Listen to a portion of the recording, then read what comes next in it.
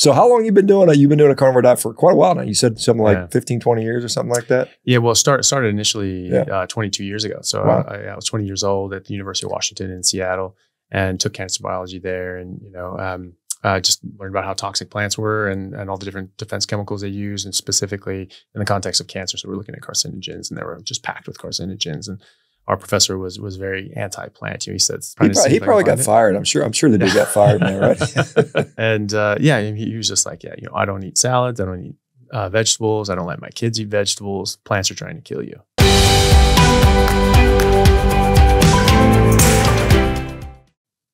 All right, so we're good now. Okay, so we're recording. So anyway, Anthony, welcome. Good to have you, man. Hey, thanks so much. Yeah. So I saw you a couple of days ago, first time in real life in Austin, Texas. And so you are plant-free MD, if I'm not mistaken. Is that right? Yeah, that's right. Yeah, so that's a podcast.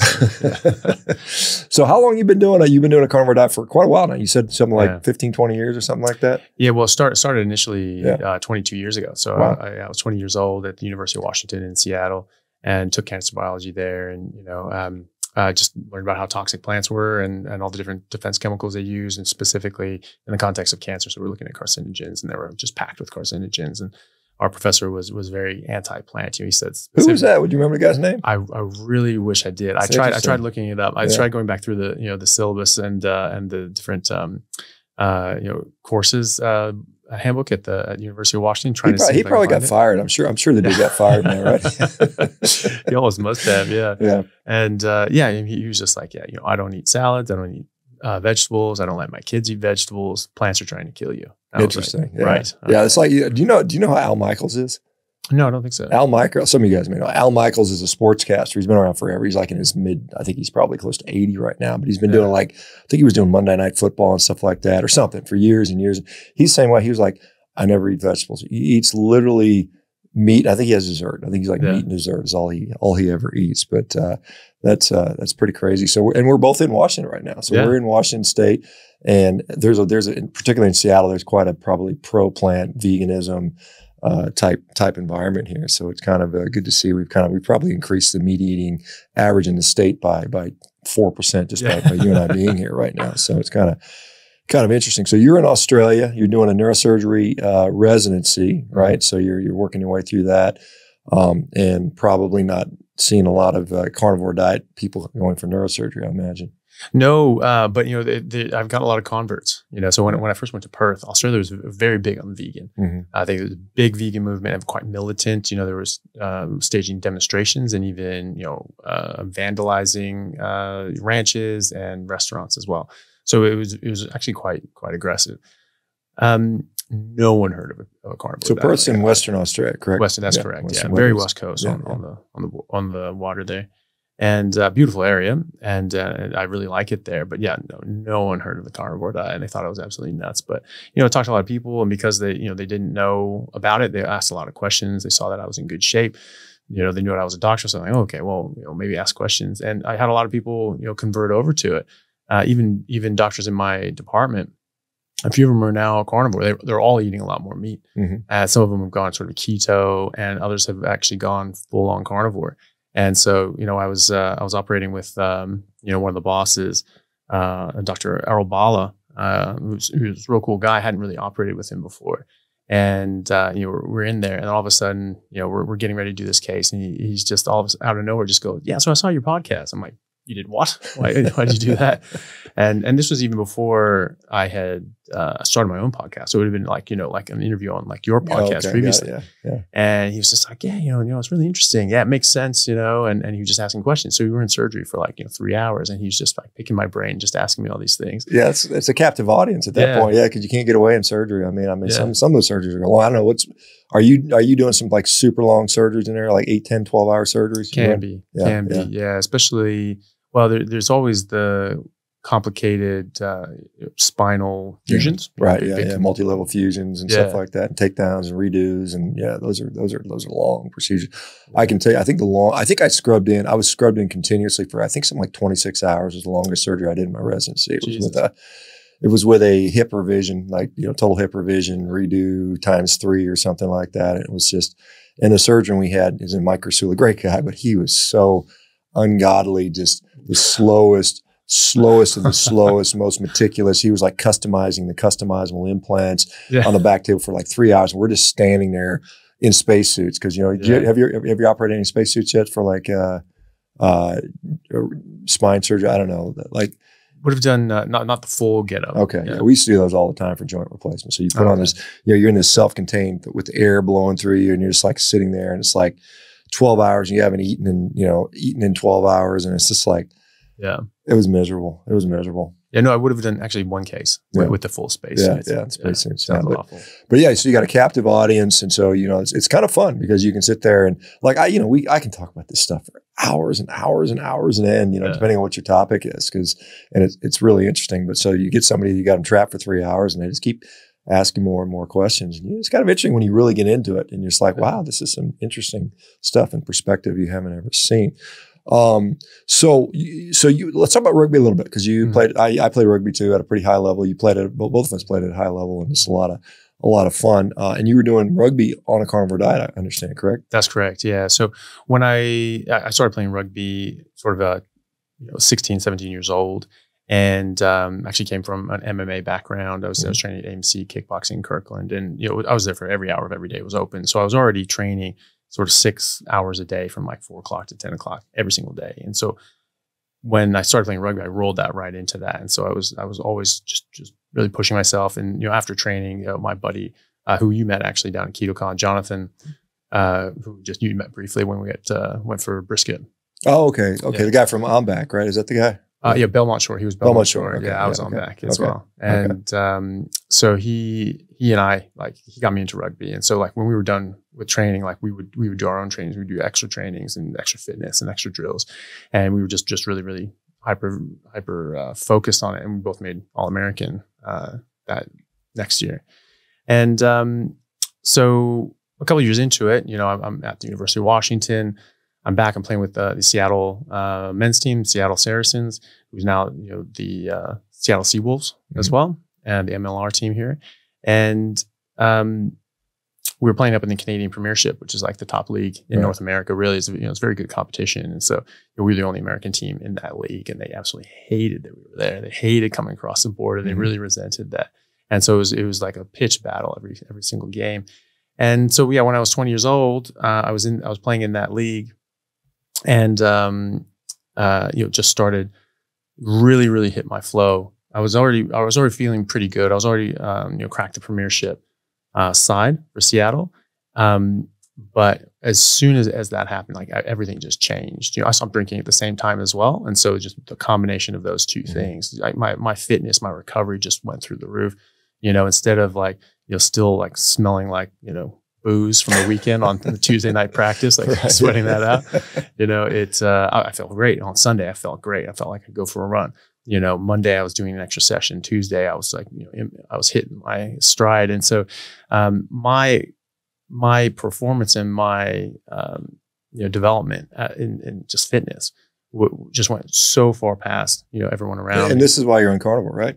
That's it. Yeah. So as soon as I hit carnivore, my body I was recovering nearly instantly, and I was able to push myself a lot harder than before. And it was also a lot of hard work because I sort of told myself at the time, like, I'm going to push myself harder than everyone else.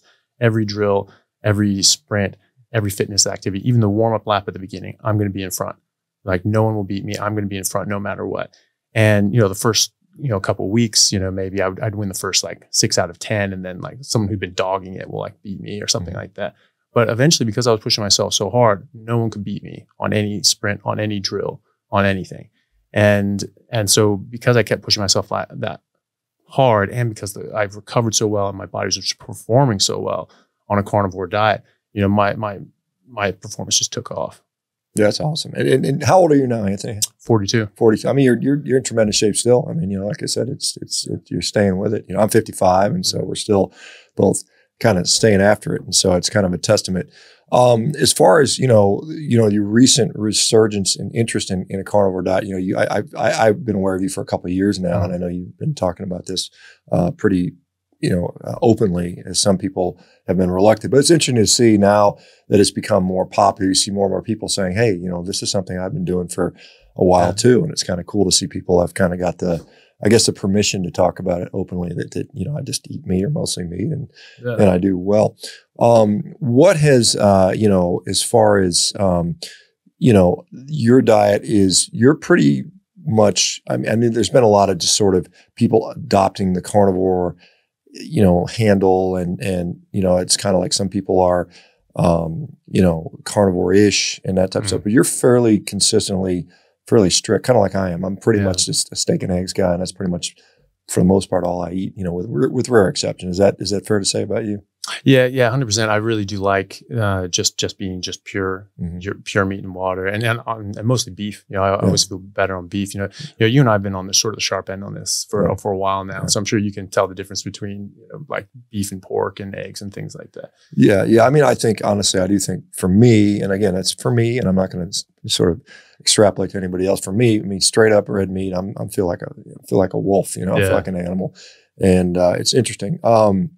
And we got some steaks cooking too, right? We got some steaks cooking while we're doing this. So this is a diversion just to, just something to do while the steaks are cooking, right? So, you know, it's just kind of interesting. I just literally I just reposted a study that came out looking at fruit consumption and non-alcoholic fatty liver disease. And they had a randomized control trial. I don't know if you've seen it yet. It literally just came out like yesterday. Nice. And what the study found was, if you had non-alcoholic fatty liver disease, and that's a big caveat. So if you're metabolically unhealthy and you've got this stuff, they divided 2 groups for 6 months. One, they told to eat 4 servings of fruit a day. The other group, they said to eat 2 or less. And the ones that ate 4 servings or more saw their fatty liver got worse. Their BMI was higher. Their glucose control was worse.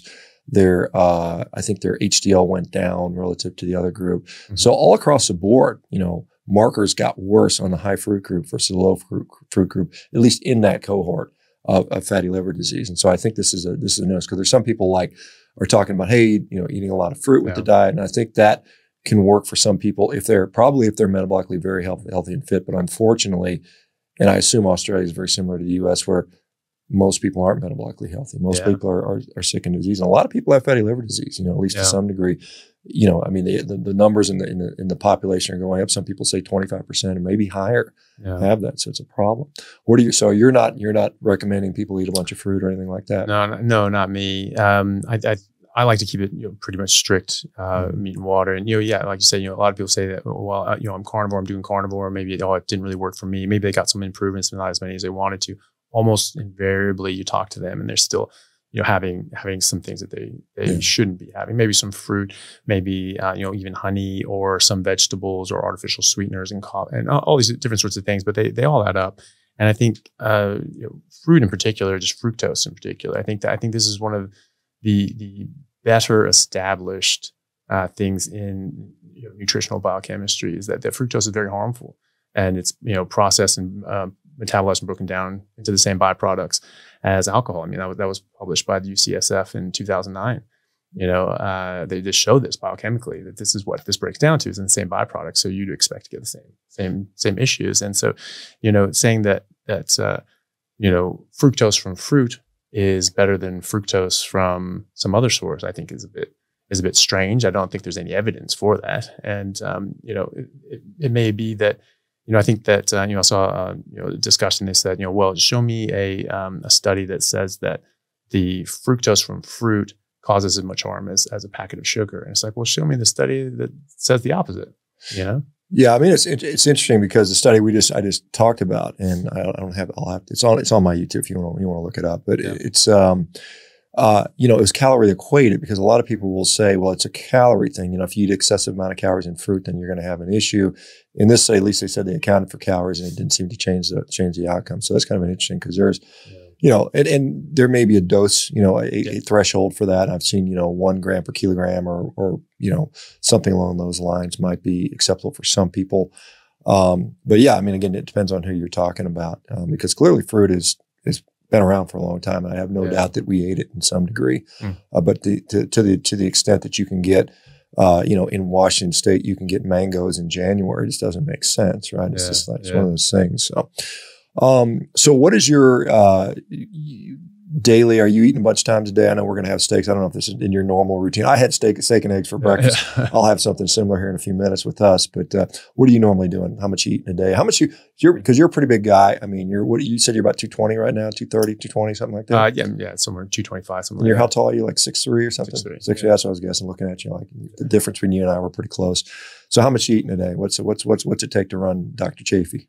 I usually go fairly fatty, like ribeye. Okay. And if I'm doing that, if I'm sedentary and I'm just going to work and coming home, I'll eat like a little over 2 pounds probably. But if I'm working out, that'll easily double. So if I'm lifting weights and being active, like I will absolutely want more than that. Yeah. So usually I can get that down in one meal, like just a big fat ass steak in the evening time after I work out. So usually try to work out after work if I can, and so I'll just eat then. And usually I can crush that down in one sitting. But if I've been working out a lot, then I might have to eat twice a day. So I'll eat sort of 2 of those big steaks a day. Okay, so that makes sense. And so, are you in the call pool right now with the neurosurgery stuff? Are you taking call? And I mean, yeah. So what's that Q? What? Oh, it can be it sort of mixes up. But I'm usually on call overnight twice a week. Yeah, and so like Q3, 4, something like that. Yeah, yeah. It changes up. It sort of mixes up, but it's like a 36-hour shift. We don't go home post call, so it's like work all day, work all night. Yeah, I did that. I remember those days very well. I don't miss them, and it definitely messes with your sleep because usually you're not sleeping at all during that time. And if you do, it's for like 3 minutes, and then the nurse is calling you, hey, you don't get a good night's sleep, and so that's a challenging time for sure. How do you? I mean, how often are you getting to work out during your training? Can you train most days, or how does that work for you? It's difficult. I do try, but it just depends on how busy it is. But there is a gym at the hospital, and so depending on where the hospital is, we have 4 hospitals that cover Perth, and that covers actually all the neurosurgery for Western Australia. And so we have to jet people in from the Ozarks when they need to, and so depending on which hospital I'm at. At our main hospital, there's a gym there, and so if I'm able to, and I'm not sort of just working just way too late, then I'll try to skip in there and just like at least get like an hour or something like that. At least do something, but it fluctuates. So like if things are going well, I try to hit the gym sort of 3-4 days a week, and then it'll go other times. Well, I'll go once a month.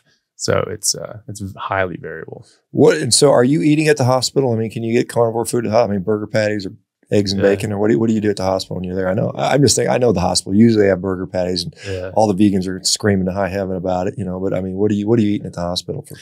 Yeah, so I had them actually like rearrange the buttons on the cafeteria. So like I had them just like take. I mean, I didn't make them do that, but they did that anyway because I was just asking just for the eggs and bacon on their own. Yeah. And they're like, well, we have this sort of bacon and egg sandwich. I'm like, I don't want the sandwich. I just want the bacon and eggs. And so the manager sort of switched it around so I could get it a la carte. And so it's like the Dr. Chaffee special or something like that. Yeah. It was kind of funny when I was at the hospital. I mean, they literally kind of had they almost knew it was my special. It was like, and I wasn't carnivore then, but I was eating a lot of meat, and I was often doing, I was in a ketogenic diet. So I had these sort of bacon and egg, and I was still eating the salads. I remember going there and getting these, and there was like a salad bar, and I would just mound in all the spinach, and then I would pour the olive oil on there and the eggs and the bacon and some nuts and a little bit of fruit, and just eating these massive salads, and realizing it's wondering why was my gut kind of bothering me. It's kind of one of those interesting things you kind of put it together later. Yeah, they'll make my basic order is like 10 eggs and 6 long strips of bacon. Like it's like the European sort of strips where it's like the entire thing. And so I'll do that. So other people I tell them, I'm like, you can just order that. And I was like, yeah, just ask them. And so they come up and say, it's like, yeah, can I get the Dr. Chaffee breakfast and the other? And so now they're sort of doing it for other people as well. And when they brought in like a steak sandwich and a burger, they automatically put those meat options as an a la carte just in case I come up and want it. Good for you. That's good. Are you finding it, because Australia is still primarily doing a lot of grass finished beef, and they export a lot of it to the U.S. In fact, most of the U.S. grass-fed beef consumption is actually exported or imported from Australia, which is interesting. Okay. But are you finding it a hard time to get enough fat in your food? Do you struggle to get enough fat? Yeah, that's a good point. Like in Australia, they really gone after the low fat idea. So they took it to heart, which is, I mean, you should, like if we're saying that cholesterol and saturated fat are bad for you, like you really shouldn't eat it, and so they really took that to heart. And so they've actually bred their cattle to be more lean as well. And so, I've spoken to ranchers and butchers about that, and they were saying, there was like, yeah, they just basically ruined the stock of cattle here and made them so lean. So, even like a ribeye, I mean, it almost looks like a sirloin, some of these things. And so that's when I would like melt butter into those things. I started doing that. Obviously didn't need to do that here really. But when I went down to Australia, I started just sort of melting butter into those if they were looking too lean. Yeah. I mean, it can be a problem for you trying to get enough fat for sure. Do you? Well, let's talk a little about cholesterol, because I think that is what are your thoughts regarding? I see a lot of people, not all of them, but many do see an elevation, sometimes a very significant elevation in things like your LDL and total cholesterol. So how do you approach that with people? I mean, I don't know if you're talking to people or advising people, but what's your reaction when that happens? I just sort of just let them know that cholesterol and LDL cholesterol were never a problem in the first place. And that's what, I was in a debate with, we had sort of 3 guys on our side, 3 guys on the other, just basically, arguing, did we get cholesterol wrong? Should we reconsider it? Or, no, it's 100% right. This is the only cause of heart disease. And so we were obviously arguing that, we've sort of missed the mark on this one. There are a lot of historical, there's a lot of historical documentation that actually shows that the original studies vilifying cholesterol were sort of tampered with. There's Ansel Keys, who did a 7-nation study. It actually should have been like a 23-nation study, and didn't actually show any correlation between increased cholesterol and saturated fat. JAMA reported in 2015, actual internal memos showing that a number of Harvard professors were being paid off by the sugar companies. One of those guys was named head of the USDA. He's the guy who authored and published the 1977 declaration that cholesterol caused heart disease. So just the foundation was quite shaky. And then you have a lot of other studies, most of them after 2015, that show no correlation between increased LDL or saturated fat and heart disease. In fact, some of these are finding inverse correlations. So inverse relationships between LDL and saturated fat and like stroke rate or heart disease. So I just try to caution them and just say, hey, look, LDL isn't what we thought it was. It's not the monster that we were told. It's a more complex inflammatory disease that's a lot more complex than just cholesterol in, heart disease out.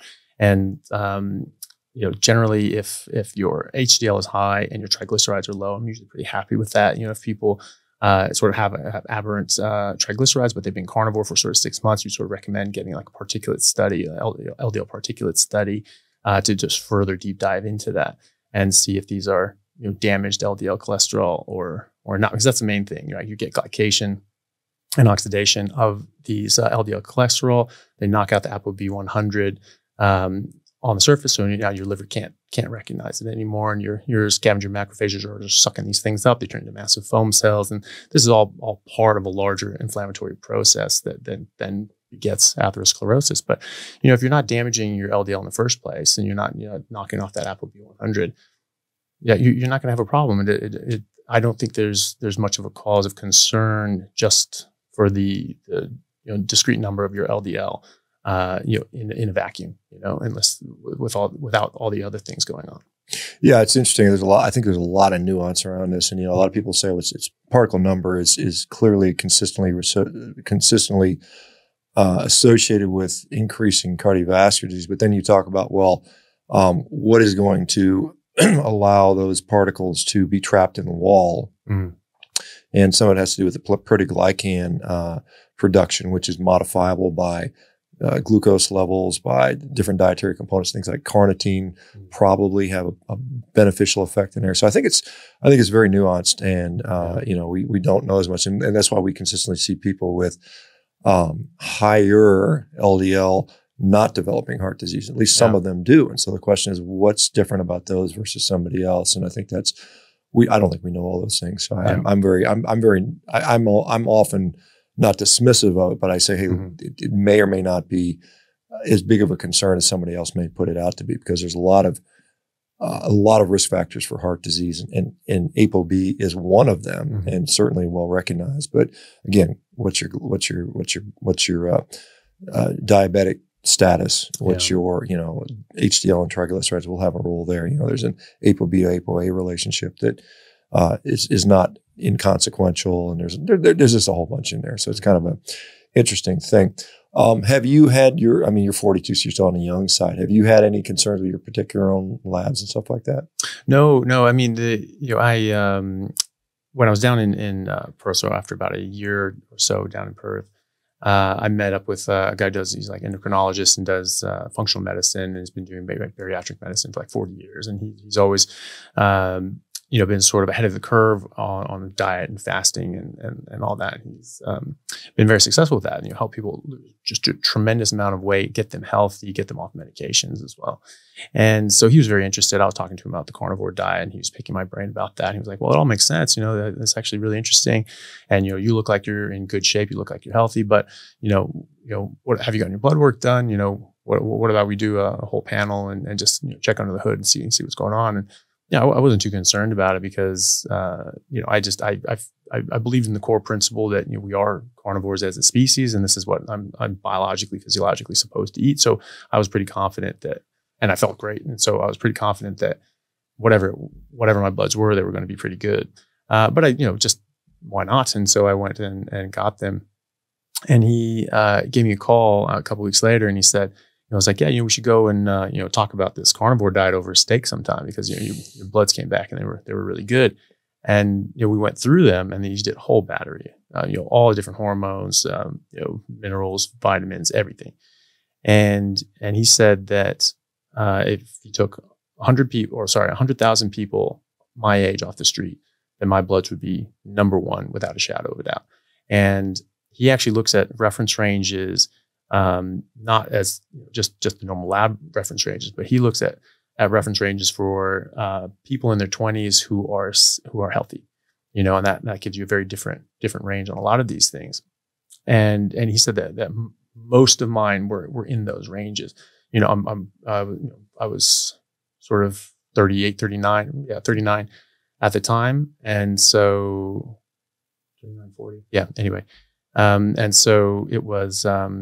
I'm not going to have, all my testosterone and everything like that the same as like, a peak 25-year-old, because I'm not 25, but they were certainly like well, in the range for, sort of normal lab tests, but they were good either way. So, the only thing that was sort of, off kilter is like you say, my LDL was a little high, but it wasn't even that much higher than the reference ranges. And like, I wasn't too worried about it. My HDL was very high. My triglycerides were very low.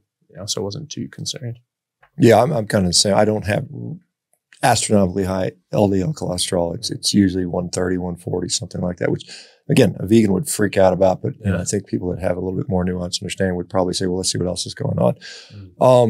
Did you ever any injuries from MMA or rugby? Do you have any major injuries that you dealt with, knee injuries or back injuries or anything like that? So mostly from rugby. Yeah. So I've had sort of a bad back since I was like 15.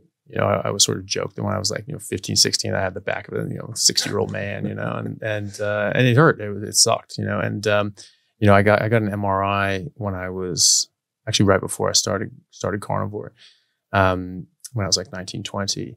And I was just in a lot of pain. I was like, what the hell is going on? And I had, 2 pancake discs, my L4-5 and 5S1 were just completely desiccated. I think I was 19, 20, And so it actually got a lot better, after I went on carnivore, which was great. And I didn't even notice that I wasn't having back pain anymore until like years and years later. I was just like, oh, my back kind of hurts. I'm like, my back hasn't hurt in years. Like, it's always hurt. And actual injuries would have been like, I broke my leg, like my distal fibula. Mm-hmm. I broke that in a game, playing the Canadian Premiership. We were in the finals there. And, someone just sort of like shoestring tackled me and just sort of was hanging onto my foot. I post down, like put the ball back, and he just all of a sudden just grabs it and just torques it with his body and just snapped my ankle, like on purpose. And, it was one of those injuries, when you get like an injury that's bad, but it's not like really bad, it hurts. Like you feel all of it. Right. And then when you get something that's really bad, all of a sudden you just, and you just don't feel anything, but you're just like, oh, something's wrong. That's bad. And, I got up and sort of tried testing my foot on it and tried testing my weight on it. And I could feel it sort of like slipping away. It was just really unstable. And then, my fullback at the time, Ryan Bishop, it was like, 5 minutes to the end of this game, we were down by 1 point. And I just hear him go, Chaffee, get in there. And I'm like, well, I guess I'm staying on. And I just sort of like shuffled over, like sort of on all threes. And I just like put my two hands down and one leg down. And I bend this into a scrum or something like that? No, this was on the side of a ruck. Oh, okay. So it was like I was going to try to tackle people, but I knew that if I actually planted my right foot on the ground, it would just like my foot would just kind of rip off my leg. And so I lifted it up behind me and bent my leg and just like threw myself into people, like, taking crashes off the side of the ruck. So I tackled them and sort of like sideways bear crawl, 3-post bear crawl over to the right and sort of making more tackles. And so that was pretty bad. And because I sort of kept playing on it, kept walking on it, I destroyed like my deltoid ligament on that side as well. So I had to get that reconstructed. I had to get, fixation on the fibula as well. So that was unfortunately right before the 2003 World Cup. And so I didn't get to compete for a spot on that, which was unfortunate. Other than that, just sort of like a 3rd degree AC separation. Yeah. And that was sort of the major ones. I just broken my nose just tons of times. Yeah, I broke my nose too. Yeah, those are the major ones. Oh, and I did my bicep tendon.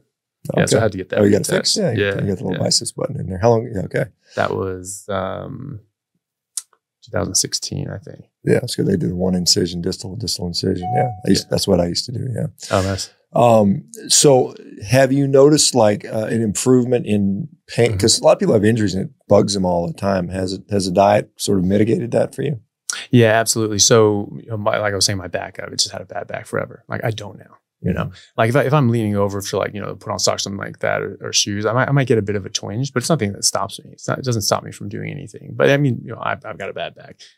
But when like a bit of rice or beans would slip in, like if I last time I did this, I went to a restaurant and asked them to not put the rice and beans on the plate, and they did. And so I was trying to like scrape it off, but there was like a bit of rice, a bit of beans, and I was like, oh well, it's that big of a deal. It's not all that much. And I actually had quite bad back pain for about 4 days after that. So it actually made a significant difference for me.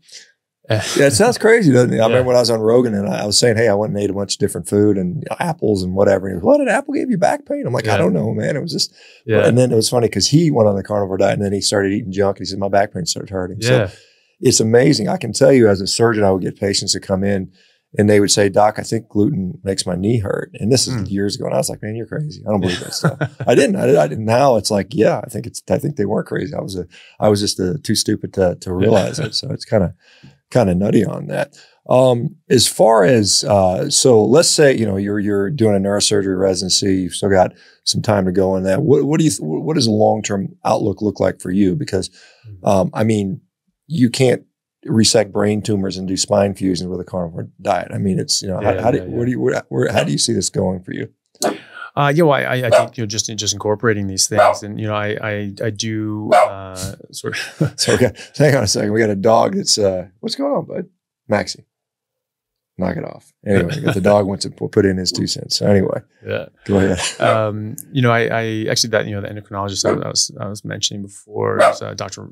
Rensburg is down there, and so I've actually started working with him as well. So like if I have a free Saturday, I'll go in there and work in the clinic. So I like that that style of thing. Being able to help people, being able to address things from a medical standpoint, and really incorporating the carnivore diet into that. And I've seen it, dramatically help people. So I certainly want to continue with that.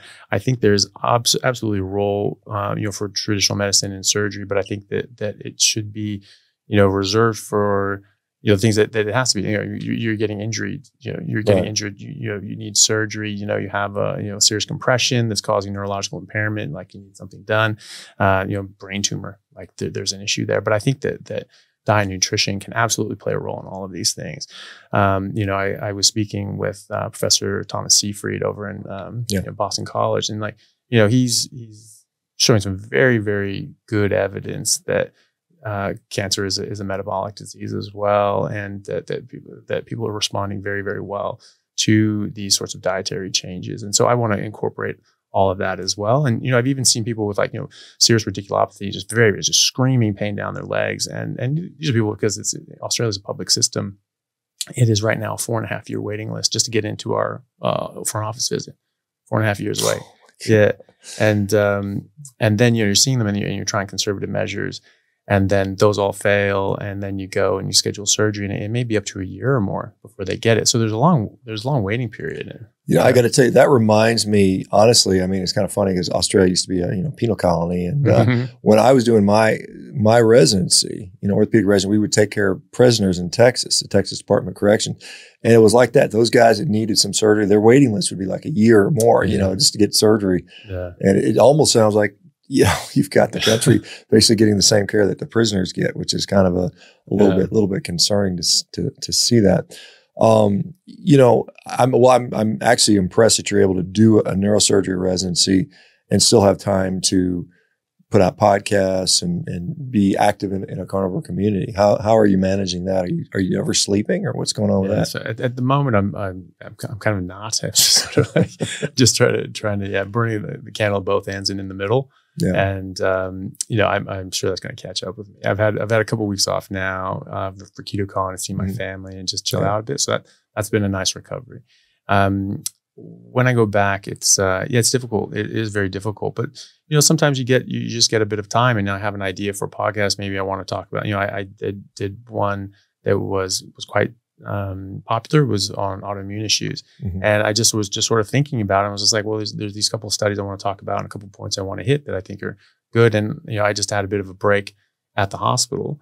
And I just banged it out in sort of 20 minutes and was able to put that up. So sometimes I can sneak something in like that, and then otherwise I'm just waking up early or staying up late. Let's broach autoimmune issues a little bit. What do you think? What do you think is going on? I mean, we're seeing more autoimmune issues. Interestingly, it tends to favor women than men. There's a demographic breakdown where women tend to develop autoimmune diseases more than men. Some people would think, well, it has to do with pregnancy and being exposed to fetal antigens. And I look at it like, well, women eat a hell of a lot more vegetables than men, and it's true. They literally do. You can look the statistics up. Women consistently eat much more fruits and vegetables than men do, and they get higher rates of autoimmune disease. Now, again, that's a stretch to make an assumption based on that, but it's an interesting relationship. What do you think's going on with autoimmune disease, and why do you think a carnivore diet, I'm sure you've seen it, has been so effective at improving or mitigating that? Yeah, no, I've seen amazing results with autoimmune issues. I mean, we have many patients at our clinic with Dr. Rensburg that have Hashimoto's thyroiditis, and they're all improving dramatically. Most of them will get full resolution in a year, or at least significant improvement. All their antibodies are coming down and everything like that. There are several studies. I mean, obviously, going back to like the 1800s, Dr. Salisbury, he was describing, very, very good results with pure meat and water diet. As recently as 1975, there was the Stone Age diet. I forget exactly. Yeah, Walter Volkmann. Yeah. And and then everything just got completely thrown in the bin as soon as that declaration from the USDA came out, and they just ignored it. And so, well, fat's bad, meat's bad. But there are even more recent studies that show that, like, an elemental diet where you're just giving people the macros and micros that they need just to live, without all the rest of the crap with it, that this had better efficacy in getting people with Crohn's and ulcerative colitis out of flare up than prednisone, and that fasting mimicking diets were used as well. They found to be very successful, which is a keto diet, right? And they found that in these two populations, with the fasting mimicking diet population, they on average stayed in remission for 51 weeks, while the group that ate carbs and fiber stayed in remission on average 0 weeks. So there's a big difference there. There's a really good lecture by a guy, Dr. Paul Mason, out of Sydney. Yeah. I know Paul. I've had dinner with Paul, and nice. I've met Paul many times. Yeah. Yeah. No, I haven't met him myself, but I certainly respect his work. He's done a lot of good things. He has a very interesting one on lectins for low carb down under, and he shows that there's you get these sort of leaky gut, like usually from usually from gluten and things, and then things can sort of slip into the system. One of those things are lectins, and lectins can cause all sorts of hell in your body. And one of the things is that your body attacks them with antibodies, and you get molecular mimicry. So they're similar enough to certain cells or proteins on your cell that your body, that these antibodies then spill over and start attacking. So he was sort of making the case that, and quite a good case, that this was precipitating autoimmune issues was just the lectins. And so whether it's lectins or whether it's something else, your body's sort of attacking something, now it's slipping over onto your own cells. And so if you eliminate all those things out, and you heal your tight junctions in your gut, and you're not getting leaky gut anymore, and things are just working normally, you're not getting all these things in there, and they're not going to be making the antibodies, you're not going to be attacking these lectins or these other materials, and then those aren't going to spill over and hit your own cells. And I think that's probably a very, very plausible mechanism. Yeah, I mean, I think there's the work of a fellow by the name of, I think it's Alessi Faisano out of Boston Children's, has done a significant amount of research looking at the relationship between gut permeability and autoimmune disease. And I think there's pretty interesting work there. The other thing we're seeing a lot of is resolution of mental health disorders. There was a study just published, I think George Eade and Eric Westman and a couple others published a study looking at a retrospective analysis of, I think, 31 patients that were admitted for either major depressive disorder, schizoaffective disorder, or I'm trying to think of the other one, bipolar. And they saw the vast majority of them, all but I think one, showed significant clinical improvement. And in fact, I think up to a third of them showed complete remission of all their symptoms. These are people that are hospitalized, that were refractory to all medical treatment. And so after a period of, I think it ranged from a week to several months, that they were able to completely resolve that with a ketogenic diet. Now, in my experience, I think a carnivore diet is probably even more efficacious than a ketogenic diet. Are you seeing issues, mental health resolve in the people you're talking to, and why do you think that might be? Yeah, I've certainly seen that, especially with like depression and things like that, and people's just mood in general. They feel much more stable. They feel much more just happy and normal. There have been studies in I forget exactly what in a psychiatric journal that I read a couple of years ago. They were showing that there was a relationship between LDL cholesterol levels and depression, major depression. Sure. And so people having lower LDL, having much higher rates of depression. And more concerning was that those with low LDL and depression had a much higher rate of suicide as well. So it was obviously affecting them, quite severely as well. I spoke with a clinical psychotherapist, Natalie West. She's over in Sydney as well, and she was going through quite a lot of the literature. And she was saying that in her practice, she's been doing this for 20 years, and in practice of other psychiatrists and psychotherapists, that they were actually finding this exact same result, that even like borderline personality disorder and bipolar and schizoaffective disorder, that they were finding that they were resolving these issues. And certainly for major depression as well, I think there's a number of people that have resolved their major depression, which is amazing. So it's such a debilitating issue. And I mean, goodness, I mean, schizoaffective disorder, like that's probably one of the worst. And these people are having auditory visual hallucinations, all of a sudden they're gone. Yeah. And I don't know the mechanism for that, but I think it's very, very interesting. Obviously, something is going on. You're having a combination of some sort of toxicity is screwing up with our brain chemistry, and or you're having malnutrition from the cholesterol side of things. We're not getting our brain as much of what it needs, so we're sort of hurting it and not replenishing it. And I think that combination in the genetically susceptible are going to have serious psychiatric problems. Yeah, there was an interesting study out of Stanford University, I think 2018, where they looked at actually carnitine levels, and low carnitine levels correlated very nicely with major depressive disorder. Oh, wow. Now, carnitine we make endogenously, but if we're not taking it exogenously through, i.e. meat, then it tends to be on the lower side. And so you see that in a combination with low cholesterol and low iron and low zinc and all these other things. And all of a sudden you've got a recipe for mental health disaster. And I think we're seeing that in society as a whole. I mean, we're seeing literally the fabric of society eroding through. Everybody is just malnourished, and it's affecting their brains. And we can't even, like you said, chilled out and happy is where we're supposed to be. Yeah. And everybody's anxious and stressed and pissed off and at each other's throat. It's really sad. Are you seeing like, let me ask you this question, because Australia was one of the notoriously, particularly Victoria, Melbourne was one of the most locked down places in the world. And just like in the United States, and correct me if I'm wrong, there was no talk or emphasis on metabolic health, taking care of yourself, working on your actual self to avoid the consequences of an infectious respiratory disease. Did you know, is that a fair observation? Oh, absolutely. Yeah. No, there's none of that. Absolutely none of that.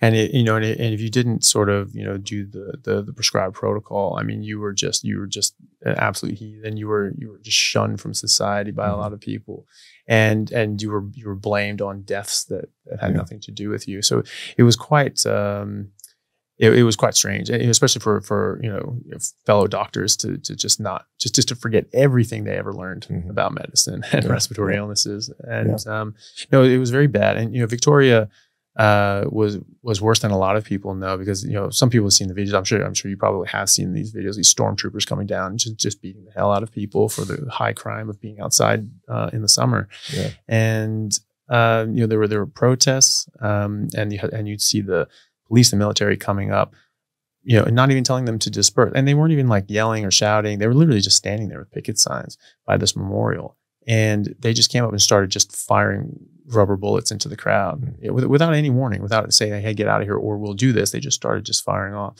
And apparently they made protesting illegal in 2016. That one sort of flew under the radar for a lot of people, I'm assuming. And all of a sudden it's just like, oh no, yeah, you can't do that, And so the people going out there are like, hey, we don't like this. And like, that's a crime, and you get to be shut down by the police. Wow. That's craziness. I got to tell you, as someone who, as a surgeon, you take people to the operating room, they put your trust in your hands, and you consent them, and you tell them, hey, these are the potential pros and cons. And if they decide in their own best judgment that it's not worth it, you leave them alone. You let them do what they want to do. That's it. I saw a lot of this sort of heavy-handed stuff that probably informed consent was actually not properly given. So you're back to Australia in a couple of days, right?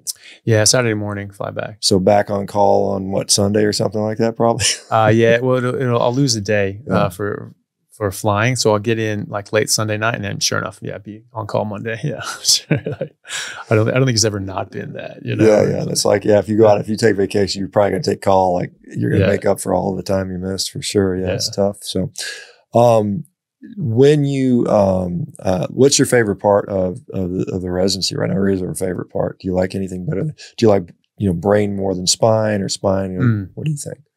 I at the moment I've always really liked brain. I've really liked the intracranial surgeries and tumor sections as well. But I'm finding that I'm liking spine a lot more. Just getting just exposure, really. I've been working with a lot of very good spine surgeons that are obviously very passionate about it. They really like it, and they're doing this, and it's like it's just sort of infectious, and so I'm liking spine a lot more and more. So I'm excited to sort of keep delving into that realm as well. At the moment, I really like intracranial though, and going after these nasty tumors and things like that. Yeah, it's pretty amazing. You can do like awake craniotomies and things like that. It's pretty bizarre. That's in English that means getting your brain work done while you're awake, basically. Yeah, kind of interesting stuff. Yeah, I never did I did spine in my training, but I never wanted to do that. It was just something I thought the patients were challenging in many ways. A lot of them had mental. It's interesting, when you have chronic disease and you're in chronic pain for all the time, it messes with your brain, and it messes with your personality, and it messes with your psyche. And, you have to unpack all that stuff, and it's just it's kind of challenging for, with the modern healthcare system. When you get a 15-minute visit, you don't really have time to deal with that stuff. And so it almost puts you in almost kind of it seems like almost an adversarial position at some point, which is a shame. It shouldn't be that way. What are your thoughts on, like I said, you're in a very much a traditional role as a potentially neurosurgeon, as a neurosurgeon.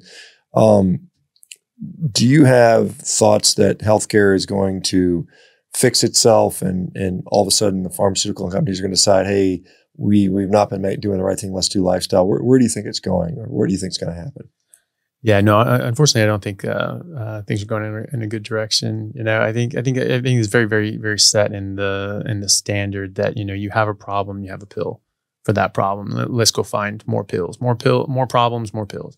And I think that's a bit of a broken paradigm. And we've sort of forgotten the entire history of Hippocratic medicine for the last 2,500 years.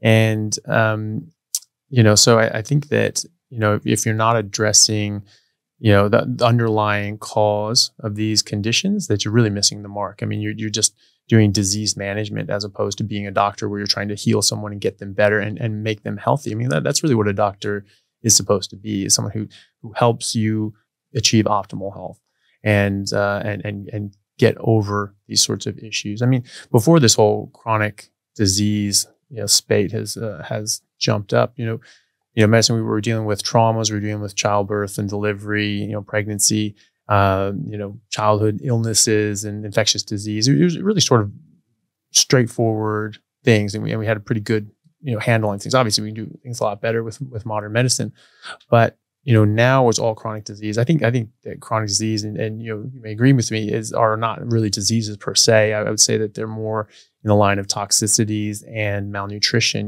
We're getting poisoned by these different defense chemicals and eating inappropriately for our species, and we're also not getting enough nutrition. So now we're trying to treat a poisoned state and a malnourished state with medication somehow, and somehow it's not working. And I'm not really surprised by that. And so I think that there unfortunately aren't really too many economic driving forces to push that model of just getting people better and healing without pills and getting them off pills. I think it's sort of drivers in the opposite direction. So, it's we just sort of have to figure out, how to make that economically feasible to actually just get people better, as opposed to just managing their diseases. Yeah, I mean, that's what our company in Revero, our mission is to do just that. And it's, not only convincing people that they need to do it and want to do it, and actually allowing them to do it, but then also making it, economically feasible, and someone has to reap some kind of economic reward from that. And so it may be you're taking money out of pharmacy's hand and you're giving it to a company that's not losing money, on the cost side. It's cost saving. So can those equal out? So that is for sure, a challenge there. You'd mentioned, you talking about, you believe that we are a carnivorous species, and however you want to define that is we eat all meat, mostly meat, we're hyper-carnivore, whatever you want to say. I think there's some decent evidence that would support that. But there's a lot of people who say, well, it doesn't really matter what we ate, 100,000 years ago. It's irrelevant today because we're not living 100,000 years ago, and so many things are different. And they'll say that, well, we should be able to cobble some ingredients together, even if it's highly processed, and we should be able to find something that works for us. But my experience has been that doesn't seem to be very successful. With past efforts, we can use margarine or whatever example you want to put out there. But what do you say to the people that say that it doesn't matter what our species used to eat? We're in 2022. Just eat what's available now. Yeah. Well, I mean, the thing is that, we're not living 100,000 years ago, but our genetics are, we really haven't changed too much. Like some of us have, people, from, European stock and others have had more exposure to agriculture, from the agricultural revolution. And then say, contrast that with Native Americans or Native Australian Aboriginals, they don't really have as many defenses. So, so we would have built up a little bit of defense towards these plant toxins more than others. But, the Aboriginal in Australia, I mean, they get absolutely hammered. They're so unwell as a population. When I first got down there, I was told that when we see an Aboriginal patient, whatever their birthday says, add 20 to that, because they just age so much faster. And so if you're treating someone who's 45, they come in to see you, basically think of them as a 65-year-old, because that's the types of diseases that they'll be getting already. And you definitely see that, they are breaking down, and so they don't have these defenses. So I think that genetically we are still in that past. It takes a very, very long time to change something as fundamental as our diet. And if you look at there's anatomically, metabolically, and biologically, they're really not capable or prepped to break down large amounts of fibrous plant matter, but we're perfectly adapted to break down and absorb meat. Yeah. I mean, I think that despite what the vegans seem to think, we are not herbivores by any stretch of imagination. So that's clearly not, you can debate about whether or not we're omnivorous or carnivorous or how carnivorous we were, but clearly we're not herbivores. The point about genetic shift, I think that is an important part. It does take a long time to make those big changes. We're not going to go from a mostly carnivorous species to an herbivorous species or whatever the hell, processed food species, which we are becoming over a period of even one generation or even probably 100 generations, to be honest. So, well, you know what? This has been really good, Anthony. Let's go eat some steaks. Tell people where to find you if they're interested in following stuff on social media and whatnot. Yeah. So, I have a YouTube channel. It's just Anthony Chaffee, MD. And that's where I put out all my podcast videos and other sort of, sometimes put like cooking things as well. And I'm going to be starting like sort of like a cooking channel thing, just doing a lot of like carnivore cooking things. My podcast is The Plant Free MD, and that's on any platform that you might want to use. And then I have an Instagram. It's the same thing, Anthony Chaffee MD, and that's where I post a lot of just whatever I'm thinking or updates on podcasts coming out, things like that. Very nice. Awesome, man. Well, let's go eat some steaks and we'll talk to you soon. Bye-bye. That's good.